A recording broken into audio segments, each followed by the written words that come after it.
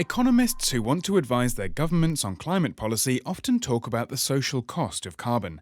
What is that? How is it important? How do they calculate it? And why do they fight over it? The Earth is warming. Its main cause is the emission of carbon dioxide, which we produce every day when we use fossil fuels to drive our cars, to heat our homes, and to produce the goods in our factories. We can stop global warming if we move away from fossil fuels to renewable energy, but how much effort should we put in? To answer that question, economists calculate the social costs of carbon. The basic idea is simple. Economists calculate the expected damages from global warming and divide these by the emissions that cause the warming. The ratio between the damage and its cause is the social cost of carbon. Economists say that this is the price that everyone should pay as a climate tax when they use fossil fuels. To put the theory into practice, economists develop models that do all the calculations.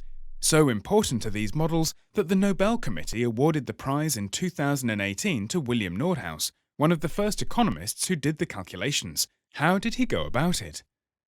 The first step is to calculate the damages caused by global warming. We can calculate the costs of air conditioning in summer when it becomes warmer, and the prevented costs of heating in the winter. We can calculate which crops may grow when the climate changes, and how much they change the value of farming. In this way, economists have found damages to be in the order of a few percentage points of our income for each degree Celsius of global warming. In this video clip, we will use the symbol delta for this damage estimate. Importantly, it is a relative damage estimate. Thus, if delta equals 0.02, that means that each degree Celsius temperature rise will cause damages that equal 2% of our income. We thus multiply that number with world income, 80 trillion euros per year, for which we use the symbol Y. If we multiply the two, we find that each degree Celsius of temperature rise will cost us 1.6 trillion euros. The second step is that we find out the climate sensitivity. Economists rely on their colleagues in natural sciences who use large climate models. They predict that for each million tons of carbon dioxide, global temperatures go up by between 0.5 and 0.7 degrees Celsius. We use the symbol sigma for this climate sensitivity estimate.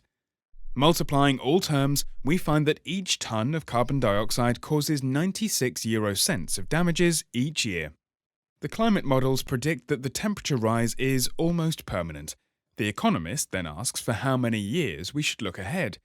If we add all future damages forever, damages become infinite. But most economists say that the future weighs less than the present. When we invest our money in the economy, we receive an interest of maybe 5% on our investments. We should use the same interest to discount future damages. On the other hand, the world economy has increased by 3% a year over the past half-century. Next year's damages will also be 3% larger, but discounted at 5%. The year after, damages are again 3% larger and again discounted at 5%.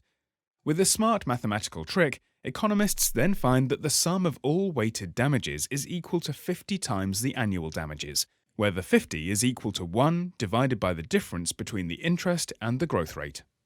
We are ready. We have a simple formula for the social cost of carbon. 0.02 times 80 times 0.6 divided by 0.02 gives 48 euros per ton of CO2. Why is this important? Economists tell our governments that we should tax fossil fuels by 48 euros per ton of CO2. Not all economists agree. Some believe that damages are much larger because ecosystems will suffer, and these do not receive enough weight in the estimates. Other economists say that we should use a larger or smaller interest rate. They quarrel about the numbers. The fossil fuel industry has smartly used the disagreement to push back the call for climate policy. It is now time to overcome the differences. Almost all economists agree. It is time that fossil fuels pay for the damages they cause. We need the social cost of carbon as a climate tax because we need to stop climate change.